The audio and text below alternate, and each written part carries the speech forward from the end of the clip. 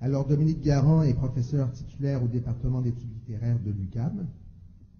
Il est un spécialiste reconnu de l'étude de la polémique et a publié plusieurs ouvrages sur ces questions. Parmi ses nombreux ouvrages, j'en cite quelques-uns: La griffe du polémique, Portrait de l'agoniste, de l'écrivain Gombrowicz, Accès d'origine ou Pourquoi je lis encore Groux, Basile, Ferron en 2004, et il a obtenu notamment le prix Jean-Étier Blais. Alors je lui cède la parole. Merci.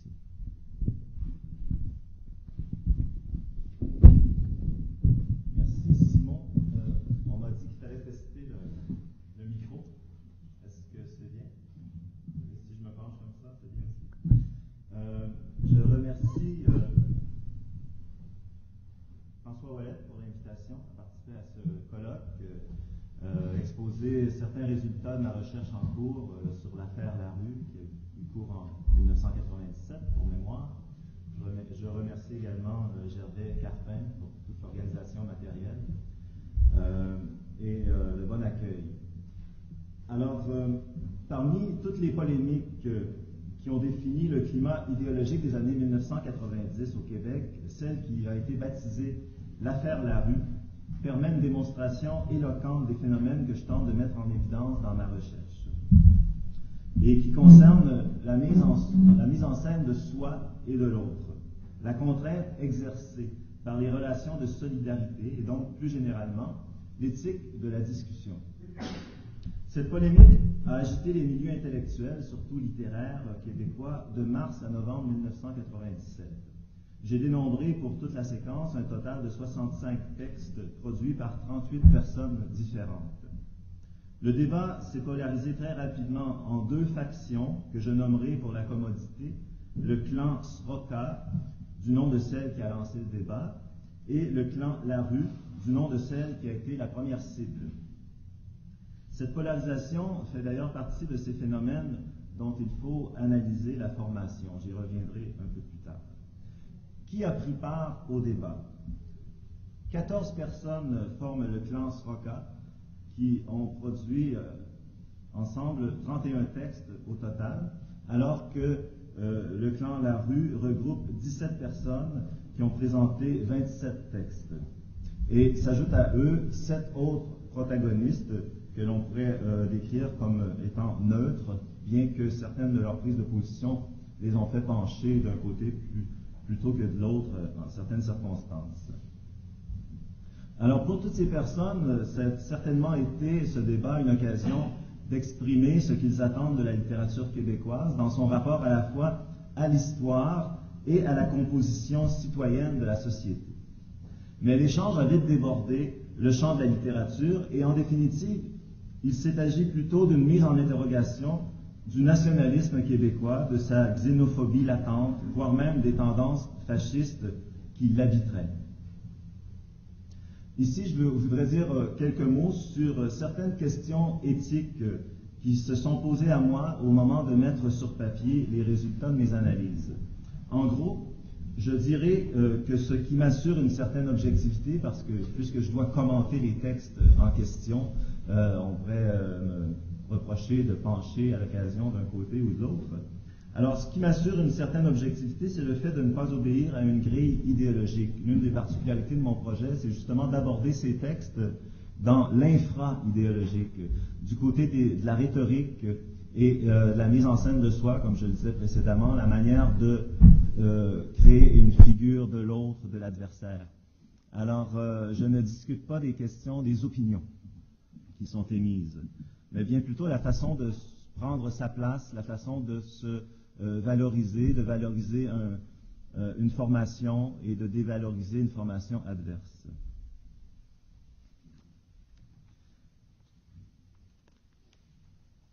Alors, cette affaire relève pour moi du malentendu. C'est sous cet angle que j'ai décidé de l'analyser.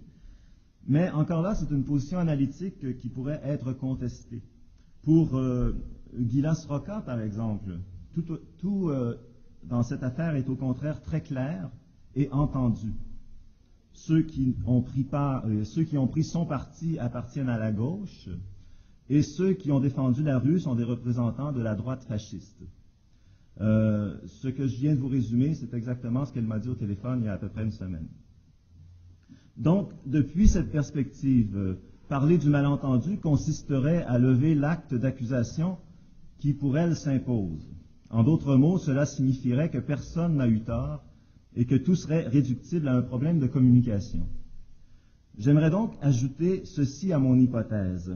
Qu'il y ait eu malentendu ne signifie pas qu'il n'y ait pas eu des torts, du moins sur le plan de l'éthique de la discussion, car le malentendu est souvent le résultat d'un mal écouté, ou encore d'une rigidité conceptuelle qui rend sourd à tout ce que l'autre propose et qui n'entre pas dans le cadre fixé a priori. L'autre hypothèse à ne pas écarter, cependant, est que ce type de malentendu conduisant au conflit ouvert puisse au contraire être doublé d'un bien-entendre, au sens où si je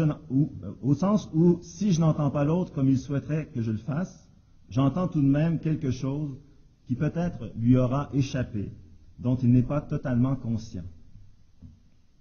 Mais il reste un fait tout à fait étonnant lorsqu'on parcourt les textes de cette polémique. Sur le fond, tous les protagonistes semblent partager le même avis. Pour vous donner une idée de l'ampleur du malentendu, je vous fais lecture de quelques énoncés produits par des protagonistes de la querelle et qui portent tous sur un même sujet, le rapport entre la valeur littéraire et l'idéologie nationaliste. Les citations que je lirai proviennent des deux clans qui s'affrontent et je les cite en alternance. D'abord, tiré de la conférence de Monique Larue, qui serait à l'origine de la querelle. Mais si nous respectons ce qu'est la littérature, de quel droit et selon quelle logique pourrions-nous exiger d'un écrivain qu'il parle de nous et à notre manière? S'il parle de lui, de ses racines étrangères, de sa mémoire, de l'ascendance ou de la mémoire génésique qui détermine sa vie, de son lieu d'origine et non pas de son lieu d'arrivée, cet écrivain appartient à notre littérature puisqu'il appartient à la littérature.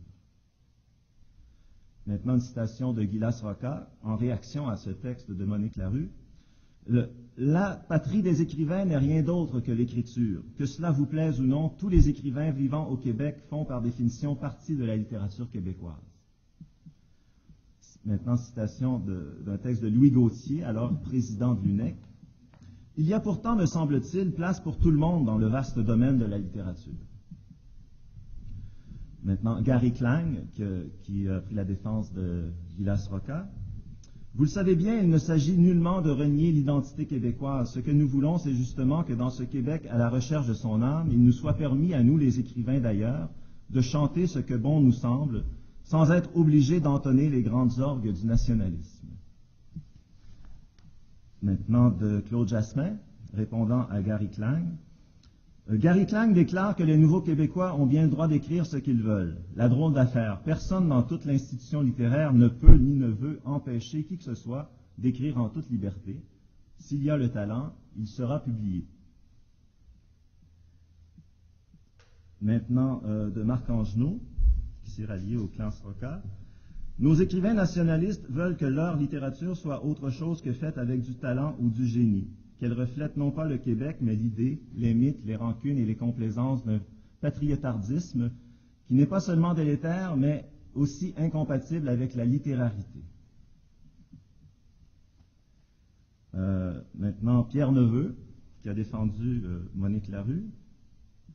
À son premier niveau, et sans doute le plus essentiel, la littérature est un espace d'imagination libre et de plaisir singulier. La présence très forte des écrivains immigrants dans la littérature actuelle au Québec tient d'abord à une chose. Il y a parmi eux, c'est clair, plusieurs excellents écrivains. Maintenant, Yvonne America Truc, qui était du côté de Gilas Roca. L'universalité des bons écrivains n'a rien à voir avec les barrières nationales, mais plutôt avec la qualité d'une œuvre inscrite dès lors dans une mémoire terrienne et dans les courants de pensée qui traversent les frontières pour rejoindre l'humain. Et enfin, Monique Larue, dans un article qu'elle a publié en juillet, la littérature restera en effet toujours l'affaire d'individus qui, dans la solitude et le silence les plus extrêmes, s'aventurent dans des domaines inconnus de la langue et de la conscience, et elle ne sera jamais celle d'une collectivité, fût-elle celle des écrivains. Ce sont les œuvres et non les débats qui bâtiront cette littérature. Alors, comme vous le voyez, toutes ces citations vont à peu près dans le même sens, à quelques nuances près. c'est le talent qui compte, et puis qu'importe les barrières nationales. Alors, qu'est-ce donc qui a pu empêcher la rencontre? Dans une certaine mesure, cet échange est demeuré un dialogue de sourds. Gary Klang le reconnaît dans un texte de 1999. Je le cite. « J'ajoute que dans l'affaire Larue, qui tourne à mal pour des raisons que je n'arrive toujours pas à comprendre, la bataille avait lieu entre gens qui peu ou prou sont du même bord. Pourquoi ce dérapage? » Alors, mon intérêt théorique est de voir comment s'élabore le malentendu et quelles en sont les causes. Et pour y arriver, j'ai abordé donc ce corpus à partir de la perspective suivante, qui est celle de l'énonciation. Une analyse de l'énonciation, de la construction de l'éthos, un concept rhétorique qui renvoie à la manière dont l'orateur ou l'écrivain construit sa propre image à travers son énonciation. Alors, l'analyse de ces phénomènes-là, également de l'implicite qui est à l'œuvre dans la mise en signification, de tous ces phénomènes qui sont liés aux représentations de soi et de l'autre, permet de détecter un certain nombre de distorsions qui renforcent la surdité aux propositions de l'autre. Alors, je vais vous énumérer 5 types de distorsions que j'ai pu épingler. D'abord, les distorsions qui sont dues à des préconstruits. Ce qui est typique des guerres se vérifie à plus petite échelle dans ce genre de polémique de longue durée et à plusieurs épisodes, c'est-à-dire les rancœurs, des images préfabriquées, des associations instantanées de l'autre sur la base de signes précodifiés, donc des associations à des figures stéréotypées, et des schèmes interprétatifs rigides. Je ne vous donne pas d'exemple ici parce que ce serait trop complexe, mais c'est quelque chose qu'on peut remarquer dans l'affaire Larue. Deuxième type de distorsion, des distorsions dues à l'interférence dans un champ polémique spécifique de polémiques antérieures ou parallèles. Par exemple, au tout début de cette querelle, et même au moment même où Monique Larue prend la plume pour écrire sa conférence, résonne encore dans les esprits la fameuse phrase de Parizeau le soir du référendum sur les votes ethniques et l'argent. Et même c'était dans la proposition du CETUC lancée à Monique Larue pour sa conférence, on faisait mention de cette phrase-là. Donc, c'est un peu lui dire dans le prolongement ou suite aux effets créés par cette phrase, comment situer la littérature québécoise dans son rapport avec l'altérité. Alors, donc, cette phrase de Parizeau est très présente dans les esprits, et même qu'elle sera mentionnée également par Gilas Roca dans son premier article, ce fameux article qui a lancé toute la querelle, qui s'intitulait « De la rue à la poubelle ».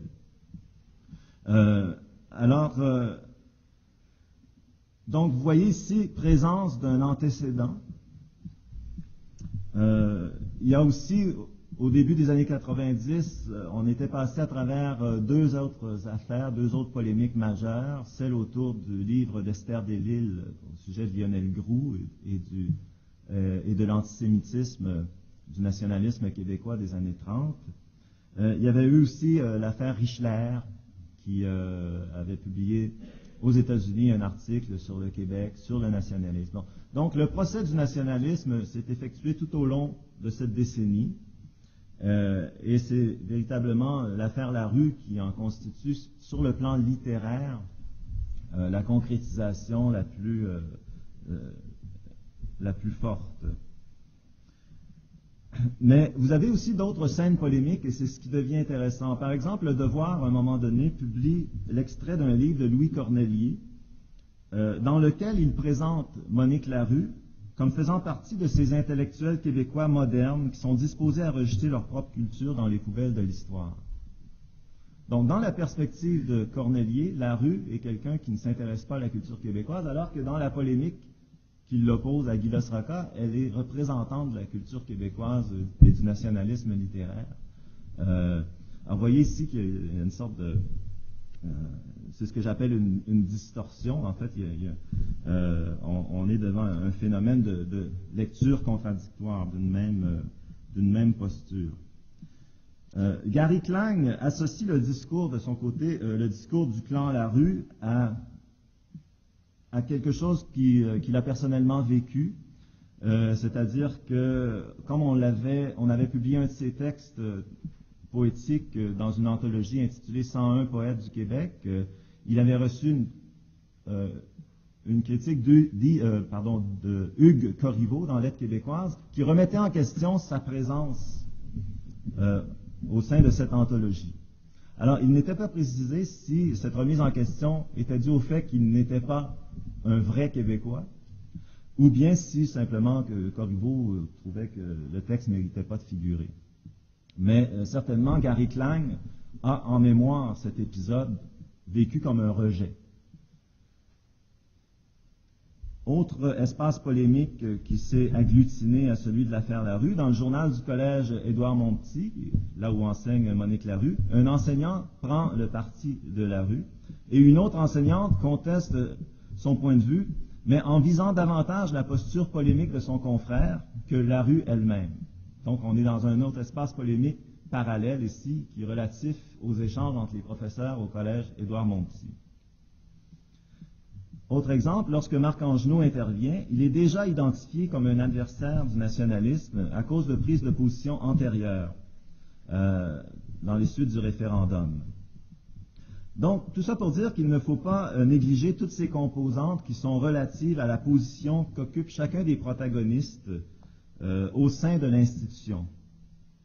Par exemple, celle d'un Guy Laflèche, qui est un des derniers intervenants dans la polémique, qui est un professeur à l'Université de Montréal, au département d'études françaises, et qui, en maintes circonstances, s'est présenté en porte-à-faux avec ses propres collègues. Et d'ailleurs, dans son intervention au sujet de l'affaire Larue, on sent vraiment un règlement de compte avec le CETUC, qui est installé à l'Université de Montréal, et avec certains autres de ses collègues, comme Pierre Neveu. Et il y a d'autres organisations aussi qui ont été impliquées dans cette histoire, comme l'UNEC, comme le Pen Club international, et qui ont dû gérer leurs propres relations internes suite à cet incident, puisque certains membres, par exemple, du Pen Club avaient pris position en faveur de Larue. Il fallait voir s'ils étaient représentatifs des valeurs défendues par le Pen Club. Même chose du côté de l'UNEC. Et je vais vous citer aussi en exemple 5 minutes. Oula. Non. OK. C'est pas l'autre exemple. Alors, je vais vous parler d'une autre distorsion, mais je vais devoir aller très très vite. Distorsion due à un conflit des codes, notamment des codes littéraires. Selon moi, les intervenants, qui sont plusieurs écrivains ou intellectuels, n'ont pas tous, ne se situent pas tous au même âge, si je peux utiliser une expression qui serait interrogeable, mais de l'institution littéraire. Certains ont été formés à l'époque du côté des avant-gardes, alors que certains autres sont plutôt sartriens, pour résumer les choses très très brièvement.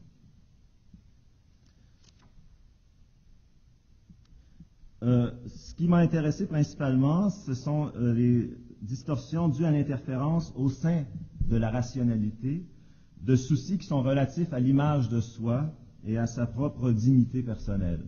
On discute d'idées, bien entendu, mais dans cette affaire en particulier, ce qui prend les devants à un moment donné, c'est qui suis-je? Qui suis-je pour l'autre?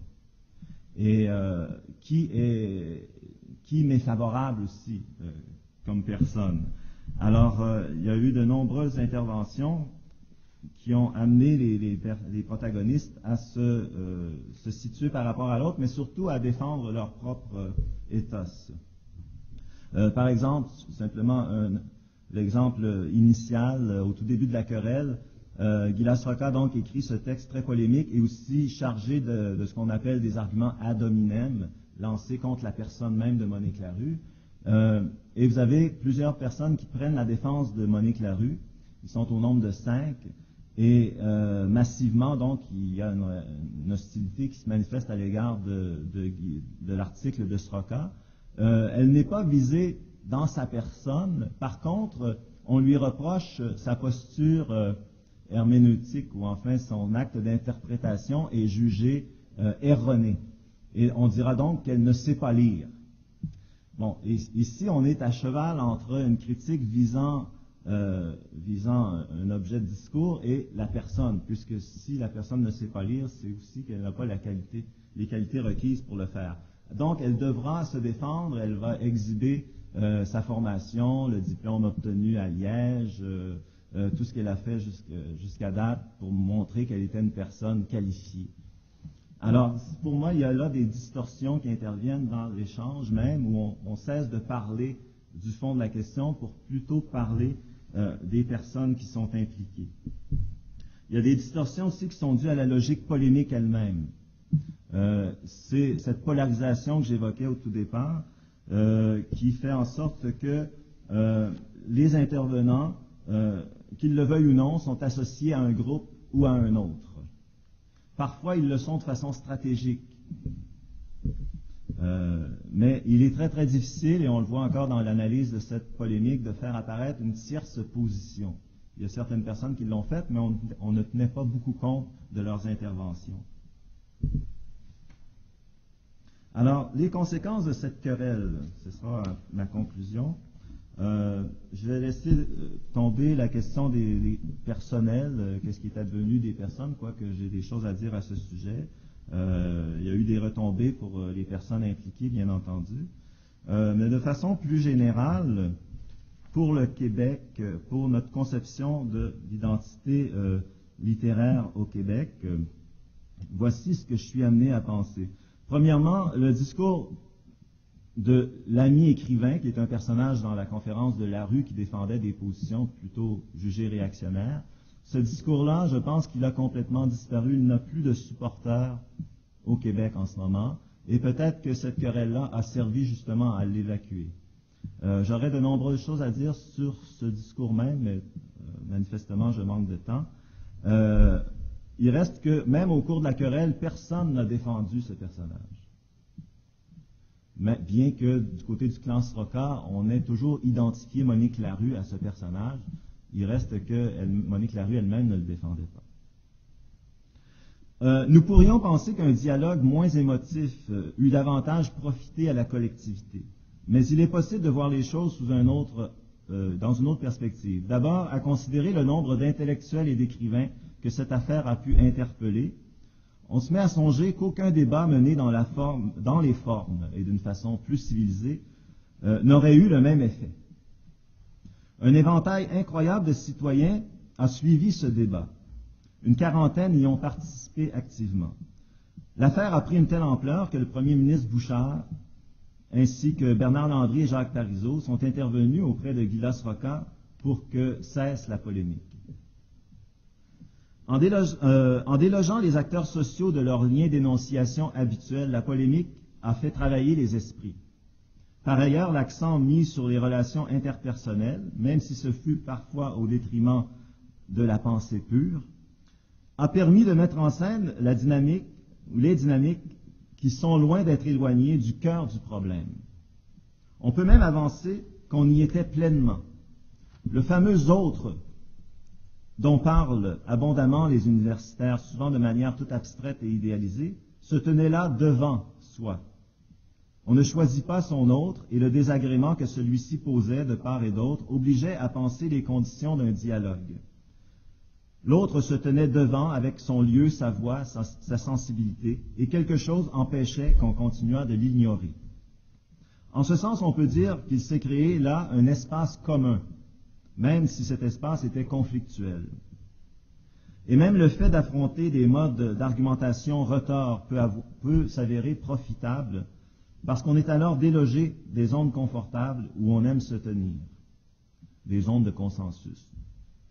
Et surgissent alors des aspects de soi que l'on connaît moins, et à travers lesquels on dit ne pas se reconnaître, mais qui témoignent quand même d'une posture, non seulement à l'égard de l'autre, mais à l'égard de soi. Et en définitive, je pense qu'au cœur de cette histoire, il y a le rapport avec les immigrants, mais ça a aussi été un moment crucial pour une redéfinition de la place de la littérature québécoise dans le monde. Et un dernier point, si vous me permettez, une chose que j'ai trouvée très significative, qui a été relevé par François Dumont dans un article écrit sur l'arpenteur et le navigateur. Vous m'excuserez, je n'ai même pas encore nommé cette conférence de Monique Larue, c'était son titre, l'arpenteur et le navigateur. Dumont disait que finalement c'était un texte qui, tout en parlant de la place des immigrants, s'adressait davantage aux Québécois qu'on appelle de souche. Une expression un peu malheureuse, mais on ne sait pas laquelle trouver pour remplacer ça. Et c'est effectivement, ça m'a été confirmé par Monique Larue, et je vous la cite pour faire valoir ce point de vue.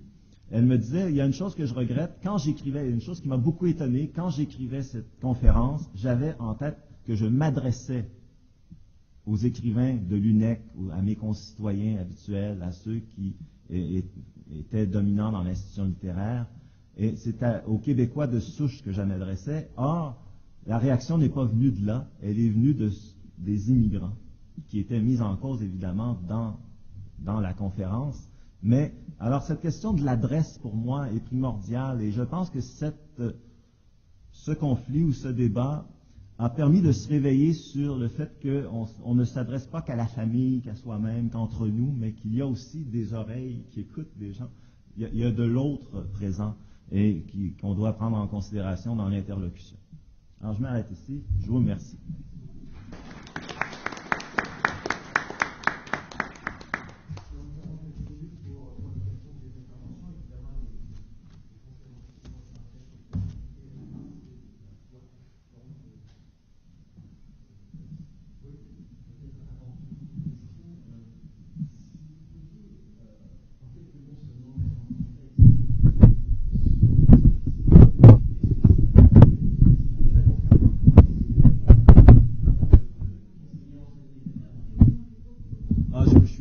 J'aurais dû le faire, mais vous voyez, j'ai manqué de temps pour tout, finalement. L'affaire Larue, tout simplement, c'est le fait. Monique Larue a été invitée par le CETUC en 1996 à prononcer une conférence. Le CETUC, tu peux nous le dire? Qu'est-ce que c'est exactement? Oui, c'est ça, c'est ce qui est devenu, finalement, mais le CRIC. Bon. Le Centre de recherche en littérature et culture québécoise. Alors, c'était des conférences parrainées par un mécène et puis qui visait à penser la question finalement des rapports entre les citoyens établis ici et ceux qui viennent d'arriver. Bon, la littérature migrante. On était dans cette mouvance réflexive. Et la conférence, chose que peu de gens savent, n'a jamais été donnée. Monique Larue s'est présentée là et il y avait à peine une dizaine de personnes. Et donc, ils ont décidé de se retrouver plutôt dans un café et de discuter librement. Mais elle a fait circuler sa conférence auprès des personnes qui étaient venues l'écouter. Elle leur a envoyé sous format papier. Et Pierre Neveu a décidé de la publier. Il a dit, c'est très bon, on va publier ça dans une collection de Fidesz qui s'intitule « Les grandes conférences ».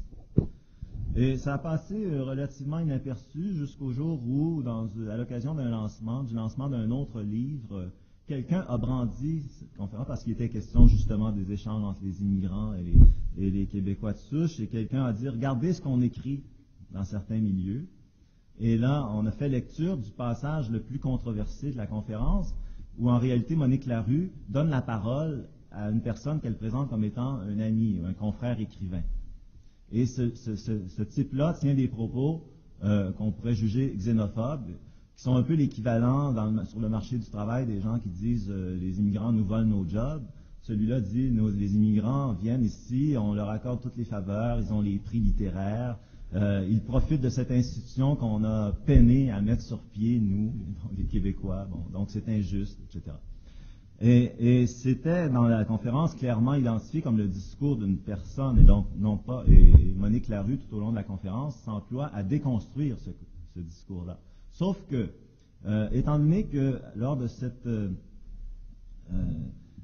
ce lancement de livre, la personne qui avait lu l'extrait n'avait pas spécifié le montage énonciatif de la chose, alors les gens sont partis, et Guilas Roca, elle le raconte elle-même, est rentrée chez elle bouleversée, elle a voulu se procurer la conférence, elle dit, bon, c'est impossible, ça se peut pas que des choses comme ça se disent encore, et donc c'est dans cette cette attitude préalable qu'elle a lu le texte et elle a réagi très vivement et elle a complètement identifié Monique Larue au discours qu'elle rapportait. Et donc, c'est là l'origine du malentendu que je cherche à montrer. Sauf que le problème, c'est qu'il n'y a jamais eu reconnaissance qu'il y avait eu malentendu. Donc, les positions, cette division-là, c'est de plus en plus, cet écart-là, c'est de plus en plus creusé dans un dialogue de sourds où chacun restait campé sur ses positions. Je ne sais pas si ça vous précise un peu. Oui.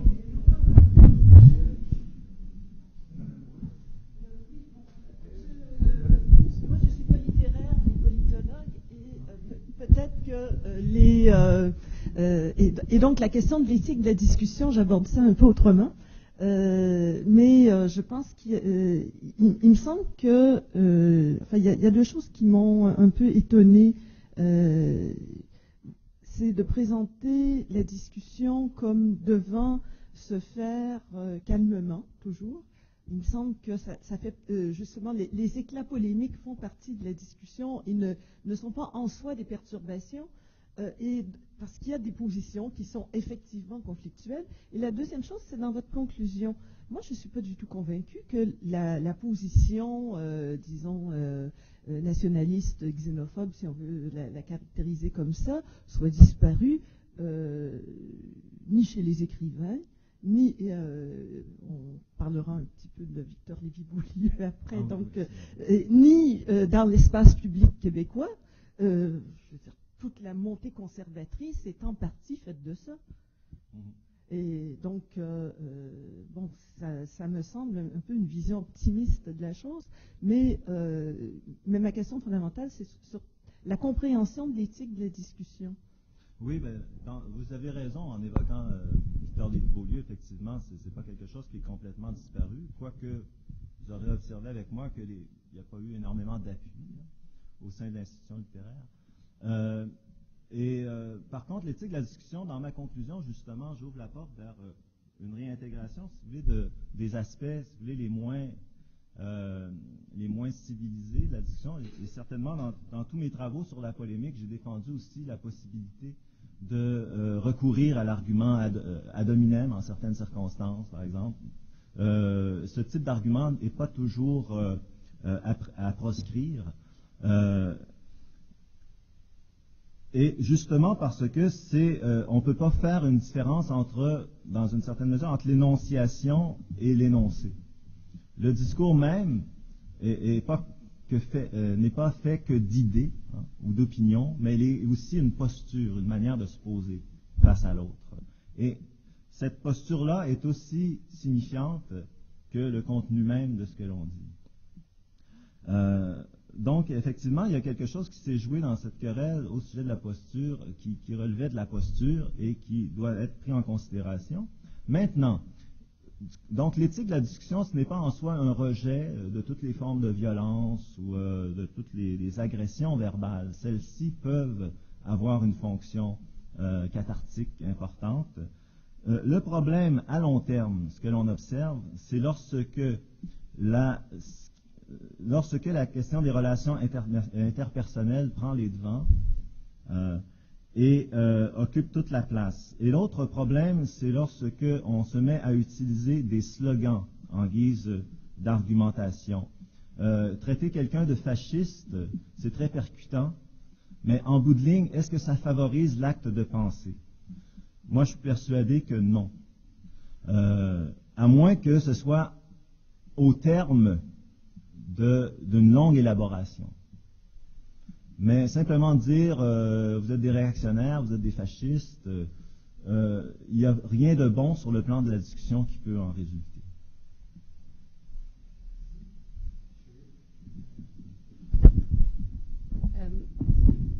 Je trouve bien bizarre l'idée de mettre en valeur l'idée du malentendu. Parce qu'il n'y a pas de malentendu dans cette histoire, à mon avis, c'est très clair. Le contenu n'y est pour rien. En fin de compte, le contenu est dérisoire. Enfin, ce sont les positions qu'on campe dans une série de polémiques, et je pense que tu as eu tout à fait raison. Nancy Houston, je ne sais pas si tu l'as mentionné, mais c'en est un autre. C'est une série de... Enfin, il n'y a proprement rien à dire dans ces débats-là, parce qu'on ne débat de rien. On se met sur ses côtés. C'est pas un débat, c'est même pas une polémique. C'est j'appartiens à ce camp, j'appartiens à l'autre camp. Et c'était une série de batailles répétées au cours des années 90 qui, ensemble, je pense, ont une signification. En fait, dans le détail, comme tu l'as très bien montré, c'est proprement insignifiant. Il n'y a pas de sens à chercher là. C'est rien. C'est des gens qui se mettent d'un côté ou de l'autre d'une ligne imaginaire. Et si tu nous avais pas dit Neveu prend position pour la rue et l'autre en genoux, on n'aurait pas pu distinguer en vérité les positions. Donc, ce qui est significatif, me semble-t-il, c'est autre chose dans le discours social. C'est le discours social. C'est aussi les personnalités, mais ce sont les personnalités qui s'alignent.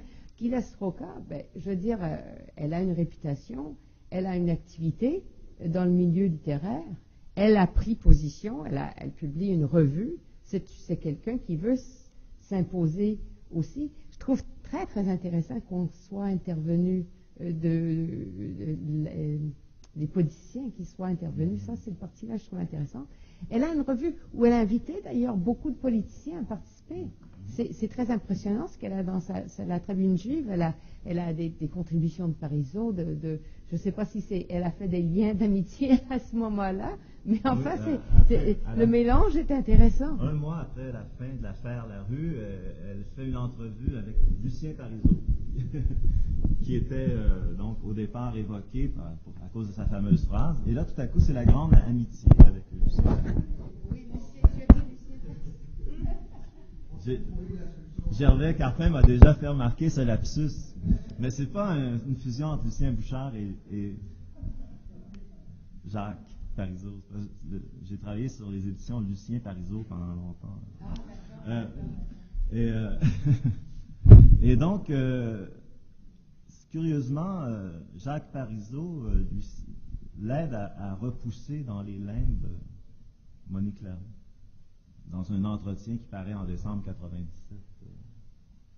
Et c'est Tribune Juive, qui semble une revue marginale à première vue, parce que ça ne circule pas autant que les quotidiens comme Le Devoir ou La Presse, est tiré à 20 000 exemplaires.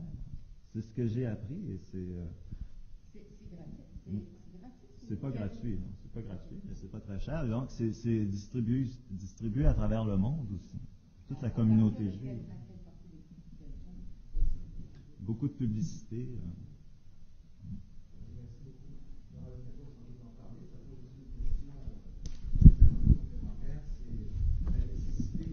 La polémique dans l'espace francophone, c'est-à-dire finalement la question qu'on a débattue au cours de ces journées à propos des enjeux de la francophonie.